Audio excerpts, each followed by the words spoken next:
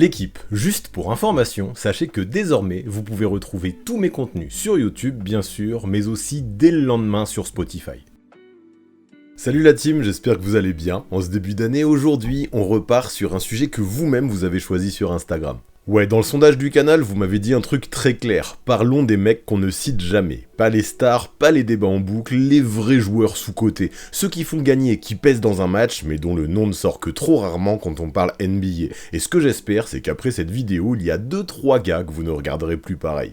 Et vous l'avez capté, si vous aussi vous voulez choisir les prochains sujets, tout se passe sur Insta. Je balance les sondages le week-end et c'est vous, via ces sondages, qui orientez la ligne éditoriale de la chaîne. Puis tant qu'à faire, abonnez-vous ici aussi sur YouTube, ça aide de ouf. Road to 100K, ce serait complètement énorme d'y arriver un jour, même si au départ je n'y aurais jamais cru. Mais avant tout, on va passer tranquillement les 70K. Mais bref, aujourd'hui encore, le but c'est de faire les choses proprement. Pour commencer, on définit ce que ça veut dire être underrated en 2026 selon moi. Ensuite, je vous donne 6 profils très différents qui à mes yeux collent parfaitement à cette définition, puis on conclut. L'objectif, c'est que vous repartiez avec des noms, des repères et une nouvelle façon de lire l'impact de certains gars sur un match. Alors installez-vous bien, les clés vous les avez, servez-vous une bonne infusion, nous on lance ça tout de suite.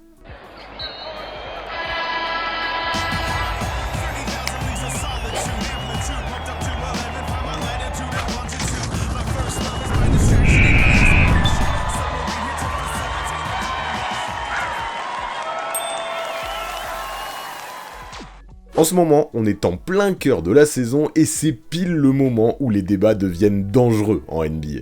Début janvier, on a déjà une grosse portion de saison qui est accomplie, les rôles se stabilisent, on sait qui ferme les matchs, mais c'est une période traître, il y a des blessures, des séries, des ajustements, et c'est là que le mot underrated piège tout le monde, parce qu'on confond souvent joueur discret et joueur sous-coté. Un mec discret peut juste être discret sans pour autant être underrated. Un joueur sous-coté, c'est un mec dont la valeur pour gagner dépasse clairement sa place dans la conversation.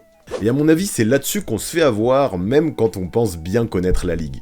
On survalorise ce qui se voit, les points, les highlights, les actions clutch, et on sous-valorise tout ce qui fait gagner sans bruit. Défendre propre, tenir son match-up, poser l'écran qui libère un tir, sécuriser un rebond important, faire la passe de plus, éviter les ballons perdus bêtes. C'est rarement viral, mais c'est souvent ça qui fait basculer un match. Et derrière, on colle des étiquettes qui durent, même quand le joueur a changé. Donc la promesse est simple, je vais tenter d'être juste dans cette analyse pourtant compliquée. C'est subjectif, mais ce que je vais tenter d'aller chercher, c'est l'impact réel des joueurs, pas juste les plus sympas ou ceux que j'aime bien. Ça va pas être une liste de stars, mais plutôt une liste basée sur la production dans l'ombre. Pour ça, vous l'avez compris, j'ai essayé de prendre 6 profils différents afin que tout le monde s'y retrouve. Les newbies, pour comprendre pourquoi ces joueurs comptent, mais aussi les puristes qui, eux, vont vouloir du concret. Leur point commun à tous, c'est d'être, selon moi, sous-estimés. Et pour élaborer cette liste, j'ai suivi une règle claire. Pour moi, un joueur sous-coté, c'est un joueur dont la valeur pour faire gagner est au-dessus de la place qu'on lui donne dans la conversation. Ça vient souvent d'un décalage simple, la valeur visible, qui concerne souvent les points et les highlights, mais aussi la valeur utile, qui te fait gagner sur 48 minutes, même si ça ne fait pas de bruit.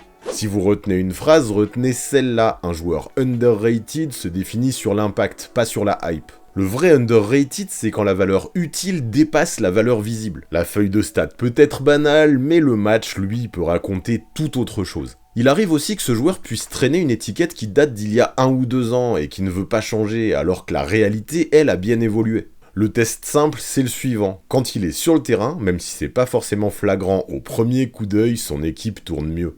Et pour faire une liste cohérente, faut éviter le piège absolu, celui qui fausse 90% des débats selon moi. Pour expliquer ça, l'image que j'adore, c'est celle du pendule. Au départ, un joueur est sous-estimé. Quelques personnes le repèrent, tout le monde répète qu'il est underrated, et à force de corriger l'injustice, on surcorrige. On ne garde plus que ses meilleurs matchs, on gonfle les arguments, et on finit par le pousser de l'autre côté, dans la case overrated. Donc dans cette vidéo, j'ai décidé d'éviter les joueurs qu'on considère habituellement comme sous-cotés de manière quasiment automatique. Ceux qu'on cite à chaque fois, alors que tout le monde sait maintenant qu'ils font partie des meilleurs role-players de la ligue. Là, moi, je veux de vrais profils dont la cote me semble vraiment en retard, à ce jour par rapport à ce qu'ils produisent sur le terrain. Je veux une photo crédible, début janvier 2006, qui se base essentiellement sur ce qu'on a vu depuis le début de la saison. Je ne vous vends pas une vérité éternelle, je vous donne un point de vue honnête, là, tout de suite, maintenant. Et pour faire cette liste, j'ai voulu éviter 2 pièges, le carton isolé et le « j'ai décidé » avec le cœur avant même de regarder ces matchs. Le box score, c'est juste une porte d'entrée. Ce qui est important, c'est l'efficacité réelle, la production. Un joueur bruyant, mais inefficace, c'est justement tout ce qui ne m'intéresse pas aujourd'hui. Quand je parle de production réelle, je parle de trucs très concrets. Est-ce qu'il est juste dans la rotation ou est-ce qu'il ferme les matchs? Est-ce qu'il joue les minutes qui comptent? Est-ce qu'on lui confie les tâches ingrates? Défendre sur le meilleur extérieur, organiser quand ça stagne, poser des écrans, se sacrifier au rebond, tenir la discipline? Est-ce que son rôle a changé récemment, blessure, trade ou ajustement? Et surtout, est-ce qu'il a répondu présent sans faire exploser le système? Parce que c'est souvent là que naît le underrated. Le joueur devient crucial, mais son étiquette reste bloquée dans le passé. Et le truc le plus difficile là-dedans, ça va être d'éviter les biais cognitifs les plus fréquents. Le cherry picking par exemple, c'est le vice classique. Tu prends le meilleur match d'un gars, tu fais croire que c'est lui qui gère sa team tous les soirs alors que ton échantillon est minime et ne se base que là-dessus, puis tu vends une légende. Moi je fais l'inverse, je prends des matchs récents comme preuve. Un gros match isolé, ça ne me suffit pas. Par contre, un gros match qui confirme une tendance, des minutes, des responsabilités ou une constance, là ça devient parlant, même pour quelqu'un qui découvre la NBA. En fait, ma méthode est limpide, je regarde avant tout si sur la durée, l'équipe respire mieux avec lui ou non. Sans vous noyer dans les stats bizarres, c'est une boussole assez intuitive. Quand il est sur le terrain, est-ce que l'équipe joue plus juste? Est-ce qu'elle contrôle mieux le match? Est-ce qu'elle encaisse moins de paniers faciles? Et à l'inverse, quand il sort, est-ce qu'on voit un trou évident? Ça ne prouve pas tout, parce qu'il y a 1000 contextes, mais ça évite de raconter une histoire déconnectée du résultat collectif. Allez, je sais que là je m'attarde un peu, mais peu importe, c'est le jeu. Pour cette vidéo, il fallait passer par là. Définir avant tout ce qu'était un joueur underrated, pour moi, était primordial, je pense, pour éviter toute confusion par la suite. Alors go, on va pouvoir passer à la liste, et selon moi, cette saison, l'un des joueurs les plus sous-cotés de la NBA évolue du côté de Milwaukee. Ryan Rollins, c'est exactement le délire réputation contre réalité. Dans la tête du public, ça reste un garde de rotation, un nom qu'on survole. Sauf que cette saison, avec lui, Milwaukee a tout autre chose. Il te sort une production de titulaire avec un vrai poids dans le jeu. On parle d'un mec à près de 17 points, près de 6 passes, un peu plus de 4 rebonds, plus d'une interception par match et surtout un gros temps de jeu, plus de 30 minutes. En plus de ça, il est très propre, autour de 48% au tir et plus de 40% à 3 points. En vrai, si je vous donne sa ligne de stats sans donner son nom, je suis persuadé que vous allez galérer à trouver de qui il s'agit. C'est pour ça que j'espère que vous captez direct pourquoi aujourd'hui je tenais à le mettre dans cette vidéo. Parce que ce n'est pas juste il met des points, Rollins crée, il organise et il tient des possessions qui comptent dans une équipe qui joue gros. Il a des matchs où il remplit plusieurs colonnes sans que ça fasse du bruit et d'autres où il te met une vraie perf référence. Et l'avantage c'est que tu peux montrer une soirée où il est à 29 points et près de 8 passes, une autre où il est à 20 points avec 7 rebonds et 5 passes, et encore plein d'autres où il noircit toutes les cases. Ce que ça raconte c'est simple, Doc Rivers lui confie le volant et lui, il ne fait pas dérailler la voiture. Le plus ironique c'est qu'il soit sous-coté à Milwaukee, une franchise qui est pas mal scrutée mine de rien.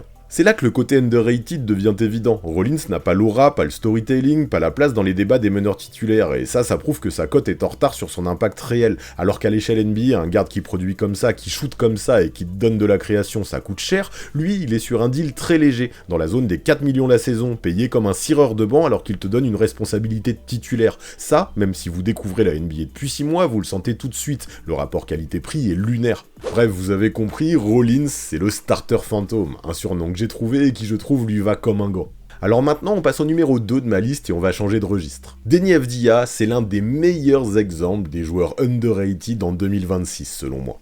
J'ai l'impression que le grand public le regarde juste encore comme un bon ailier polyvalent, alors que cette saison, il est devenu un vrai moteur pour ses Blazers. Sa saison, c'est une histoire qui n'a plus rien d'un simple role-player. On est sur quasi 26 points, 7 rebonds et 7 passes avec une efficacité très solide au tir. Et surtout, le plus important, c'est pas juste les chiffres, c'est le rôle. À Portland, Avdija n'est plus un complément. Il initie des séquences, il crée des avantages, il tient des possessions longues sans paniquer et il te donne ce truc rare. Un ailier qui peut à la fois scorer, organiser et te faire jouer plus vite. Quand ton poste 3-4 est aussi ton playmaker secondaire, ton attaque respire différemment. Et c'est là où sa sous-cotation finalement est plutôt logique, parce qu'il ne rentre pas dans les cases habituelles. Avdija, c'est le joueur anti-clip, il te gagne des matchs par accumulation, il prend le rebond et il pousse, il attaque les mauvais match-ups sans forcer comme un bourrin, il fait la passe simple au bon timing, il punit quand tu aides trop et il défend plusieurs postes avec une vraie densité physique. C'est un profil de play-off en fait, un mec que tu ne peux pas planquer en défense et que tu ne peux pas ignorer en attaque, et comme il ne vend pas un personnage de superstar, la conversation NBA le laisse souvent dehors, alors qu'il fait une saison de patron, on ne va pas se mentir. Puis si vous voulez des preuves récentes, là pour le coup c'est cadeau parce qu'il vient de pondre des matchs qui résument absolument tout. Le mec est en train de leader dans tous les domaines une équipe en course pour le play-in sans pour autant faire du bruit. Contre les Spurs, la semaine dernière, il te sort un triple-double monstrueux, 29 points, 11 rebonds, 10 passes avec des tirs clutch dans la dernière minute, 2 gros tirs qui ferment le match, et là tu vois le vrai délire, il ne remplit pas juste une feuille, il pèse dans le money time. 2 jours avant, contre New Orleans, même chose, il claque 34 points et 11 passes. Même contre Dallas fin décembre, il est à 27 points, 9 rebonds et 11 passes encore une fois. Donc on n'est pas juste sur un match chaud, on est sur une tendance, il crée, il score, il dicte, et Portland vit avec son rythme. Et le détail qui rend ça encore plus underrated, c'est que même financièrement, ce n'est pas aligné avec sa production. Parce qu'il est sur un contrat hyper friendly, une extension descendante qui lui fait gagner à peine 14 millions cette saison. Dans l'économie NBA, 14 millions c'est juste le prix d'un titulaire correct ou d'un sixième homme. Sauf que là, la réalité du terrain, c'est qu'Avdija est un ailier qui produit comme une option majeure, qui donne du playmaking, du rebond et une défense solide. Donc forcément, la cote publique est en retard. On continue à le traiter seulement comme un mec utile, alors que là, aujourd'hui, à Portland, Avdija c'est un vrai hub, un gars qui te fait gagner sans avoir besoin d'un storytelling de star. Tous ces éléments pour moi lui donnent obligatoirement une place obvious dans la liste d'aujourd'hui. Du coup, pour mon profil numéro 3, on va désormais aborder un type de joueur que la NBA sous-évalue presque automatiquement dans le basket d'aujourd'hui. Davion Mitchell à Miami, c'est le meneur qui fait gagner sans faire parler de lui, parce que si vous cherchez un gars à 25 points, vous allez passer à côté. Cette saison, lui, il est plutôt autour de 9 points seulement, mais surtout autour de 8 passes avec un vrai volume, autour de 30 minutes. Et ce que j'aime, c'est que c'est propre, presque 50% au tir, autour de 39% à 3 points, plus d'une interception et moins de 2 ballons perdus par match. Donc en gros, il touche beaucoup la balle, il crée et il ne flingue pas de possession. Ça, c'est exactement la valeur utile dont on parlait, pas très visible, mais ultra rentable. C'est vrai que si vous jugez un meneur à ces points, ce n'est pas le joueur que vous allez forcément remarquer, et pourtant. Le truc avec Davion, c'est le contrôle. Il met l'équipe dans ses actions, il cale le tempo, il évite les attaques en mode panique. Vous voyez ces séquences où ça part en dribble, en tir forcé, en ballon perdu. Lui, il coupe ça, il fait jouer simple, il trouve le bon timing et ça libère les scoreurs parce qu'ils reçoivent la balle dans les meilleures zones. En parallèle, il te donne un vrai socle défensif dès la première ligne. Pas besoin de jargon, c'est le mec qui gêne le porteur de balle dès la montée. Il le fatigue, il le pousse sur son côté le moins confortable, il le force à démarrer l'action plus loin. Résultat, l'attaque d'en face arrive plus tard, plus sale, avec des tirs plus durs. Et ça, à mes yeux, c'est de la hit culture pur jus. Un joueur pas flashy, mais un vrai soldat. Parce que Miami, historiquement, valorise les profils qui défendent dur, qui ne trichent pas et qui acceptent de briller autrement. Davion colle parfaitement, il organise, il sécurise et il met une pression permanente. Et ce qui est fort, c'est que ça se voit même quand la ligne de stats ne crie pas star. Contre Denver, fin décembre, il fait un match typique, une dizaine de points, presque 10 passes, et Miami roule parce que tout le monde est dans le bon rythme. Le 1er janvier à Détroit, pareil, peu de points, mais plus de 10 passes, et vous sentez que l'attaque respire. Et si vous voulez la séquence qui ferme le débat, contre les Clippers, début décembre, il cumule 16 points, 12 passes, et là, vous comprenez que c'était pas juste un organisateur passif. Quand on le laisse respirer, il peut aussi punir au scoring. Et encore une fois, pour lui, le détail qui le rend encore plus underrated à mes yeux, c'est son contrat. On parle d'un deal autour de 2 ans pour 24 millions, donc autour de 12 millions sur la saison. Dans l'économie NBA, c'est rien du tout, c'est un contrat de remplaçant, sauf que lui, il te donne une création de très haut niveau, avec une vraie discipline balle en main et une défense sur le porteur qui change le confort de ses adversaires. Après, forcément, comme ça te fait pas de highlight, le public ne valorise pas Mitchell à la hauteur de son level. Mais sur un match, sur 48 minutes, c'est un mec qui te vend énormément de contrôle. C'est exactement pour ces raisons que je le trouve sous-coté et que je le voulais vraiment dans ma liste. Alors enchaînons maintenant sur un autre type de joueur underrated, celui qui se cache derrière une réputation qui n'est pas forcément à jour. Onyeka Okongwu, c'est vraiment le cas d'école du saut de niveau que personne ne raconte. Pendant longtemps, dans la tête de beaucoup de gens, c'était un intérieur énergique, un finisseur sur pick and roll, un mec utile mais pas premium. Sauf que cette saison, sa production ressemble à celle d'un titulaire important depuis le départ de Capella. On parle d'un gars à presque 17 points, près de 8 rebonds, un peu plus de 3 passes avec plus de 30 minutes par soir. Et ce que j'aime, c'est que c'est une ligne qui respire l'impact, autour d'une interception et d'un contre, et à peine 2 ballons perdus. Rien ne crie superstar, mais tout crie pièce centrale d'une rotation. C'est là que je pense vous captez immédiatement le gros décalage entre la conversation à son sujet et ce qu'il produit sur le parquet. Parce que le cap, ce n'est pas juste il marque plus, c'est il fait plus de choses. Déjà, il fait vivre la balle. Quand ton pivot te donne plus de 3 passes, ça veut dire qu'il ne fait pas que poser l'écran et finir. Il lit mieux les aides, il ressort au bon timing, il connecte les autres au lieu de jouer uniquement en ligne droite. Et surtout, il a ajouté un truc qui change complètement la manière dont on doit le défendre. Il prend des tirs à 3 points avec du volume, et il les met à un pourcentage crédible. Donc l'intérieur d'en face ne peut plus camper tranquillou dans la raquette en l'attendant. Son shoot ouvre des couloirs, rend les line-up plus modernes, et ça explique pourquoi Atlanta respire mieux quand il est dans un bon soir. Et si vous voulez des preuves concrètes, récentes, vous inquiétez pas, j'en ai plein les poches. Fin décembre, on a vu une séquence parfaite pour comprendre quel joueur il est devenu. Contre New York, il colle 31 points et 14 rebonds dans un match qui compte, et là, même le grand public comprend qu'il est bien plus qu'un role-player sympa. Juste après, contre OKC, il te sort 26 points, 14 rebonds et 6 passes. Donc il score, il domine au rebond, et en plus il crée simple pour les autres. Après ça, tout début janvier, encore face aux Knicks, il remet un match très underrated dans l'esprit. 23 points, 9 rebonds, mais surtout une empreinte défensive et une activité constante. Sa ligne ne fait pas le buzz, mais le match, lui, raconte que c'est un joueur qui pèse des deux côtés du terrain. Et comme à chaque fois, le détail qui finit de vendre son dossier, c'est son rapport impact-prix. Okongwu est sur une extension très lisible dans la zone des 15 millions par saison, et dans l'économie NBA, pour un intérieur qui te fait presque 17-8-3, qui te donne de la mobilité défensive et qui a ajouté du tir extérieur, c'est exactement le genre de deal qui ressemble à une super affaire. C'est là, à mes yeux, que la sous-cotation est évidente. Le terrain a déjà validé le cap, les minutes ont monté, les responsabilités aussi, mais la conversation NBA, elle, parle encore du joueur qu'il était il y a un an ou deux. Ça, c'est la définition même d'un mec qui est underrated. Et allez, après avoir évoqué un intérieur qui a changé de dimension, on passe maintenant sur un profil de 3&D que tout un tas d'équipes aimeraient avoir dans leur roster. Quentin Grimes des Sixers, c'est le paradoxe parfait, valeur évidente pour presque n'importe quelle équipe ambitieuse, mais réputation qui colle encore à juste un bon sixième homme. Sauf que quand vous regardez son usage réel, c'est déjà un joueur majeur, même s'il sort régulièrement du banc, il est sur un gros temps de jeu, plus de 30 minutes, et il vous sort une production de wing moderne, autour de 15 points, près de 4 rebonds, et un peu plus de 4 passes. Derrière l'arc, il est crédible sur un vrai volume, et au lancer c'est très solide. À côté de ça, défensivement il est actif, il gratte des ballons, il fait des stops. En gros, il remplit des colonnes, mais sans jamais prendre le match en otage. Ça, à mon avis, c'est exactement le genre de joueur que les discussions NBA sous-évaluent régulièrement. Parce que son talent principal, ce n'est pas faire du bruit, ce n'est pas casser le jeu, il peut jouer sans ballon, punir quand on l'oublie, attaquer un close-out sans partir en freestyle, et surtout faire la bonne passe au bon timing. Donc il facilite le jeu avec tout. Tu le mets à côté d'une star, il crée du spacing et il défend. Tu le mets dans la seconde unit, il crée un peu plus sans se transformer en mec qui croque tout. Puis en défense, il a ce truc précieux, c'est un défenseur de mission, celui qui accepte les match-ups pénibles, celui qui se bat dans les écrans, celui qu'on n'arrive pas à cibler possession après possession. En playoff, ce détail-là, c'est de l'or. Parce que ouais, en avril-mai, ce que tu cherches sur le terrain, c'est des mecs qui tiennent sur la longueur des deux côtés du terrain. Et les preuves récentes, elles sont ultra parlantes. À Dallas, il te sort un match playoff compatible par excellence. 19 points avec 5 tirs à 3 points, du rebond et surtout une activité défensive avec beaucoup de contres qui sautent aux yeux pour un extérieur. Le plus fort, c'est le contexte. Il sort du banc, mais il joue presque 40 minutes. Ça veut dire quoi en langage simple? Ça veut dire que le coach lui fait confiance quand le match compte. Et dans le money time, il ne fait pas que mettre des tirs. Il fait aussi l'action d'impact, la récupération, le dunk qui relance une série. Là, vous voyez le vrai Grimes, pas une option glamour, une option fiable.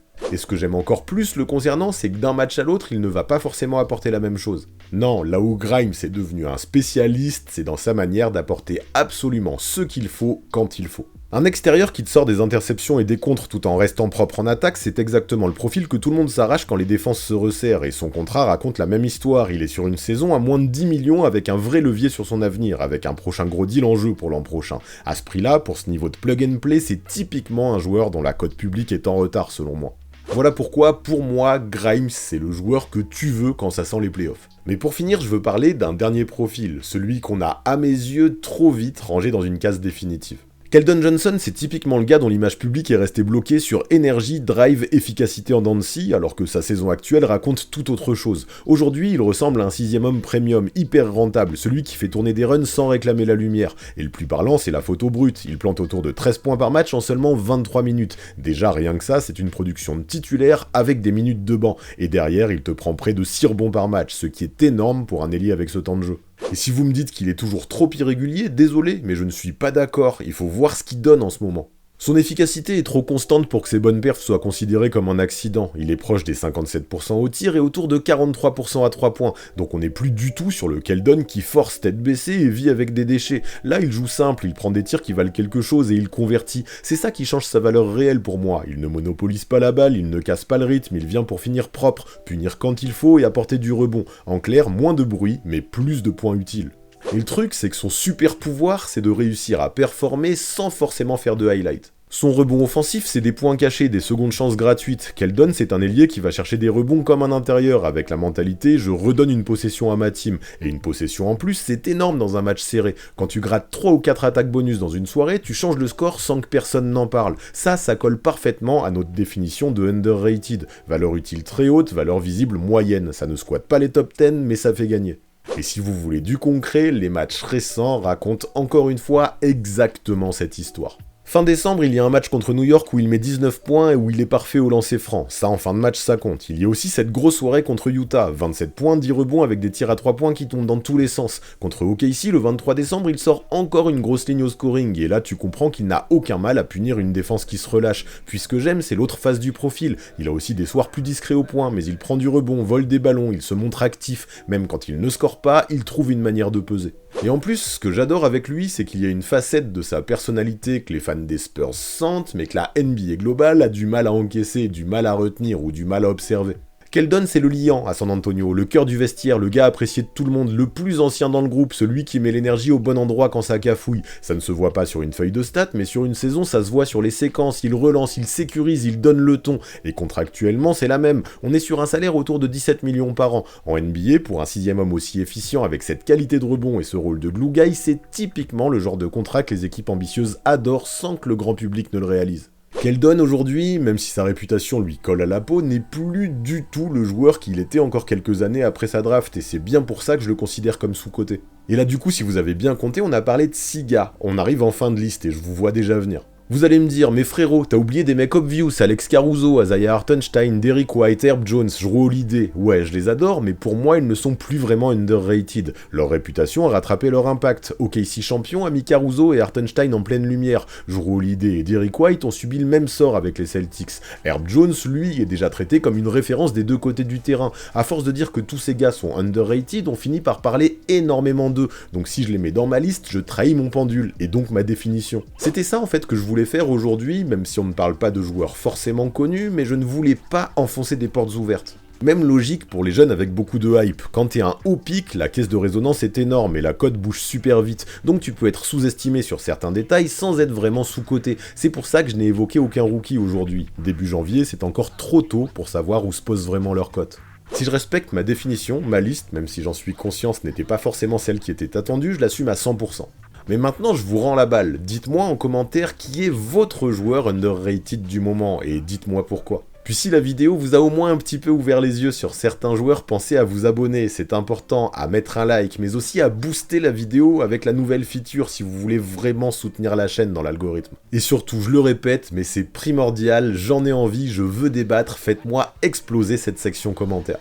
J'ai hâte d'avoir votre vision sur le sujet en fonction des matchs que vous avez regardés, alors je compte sur vous pour vous lâcher la team. En attendant, je vous dis à très vite et je vous donne rendez-vous dès ce week-end sur Instagram pour choisir le prochain sujet.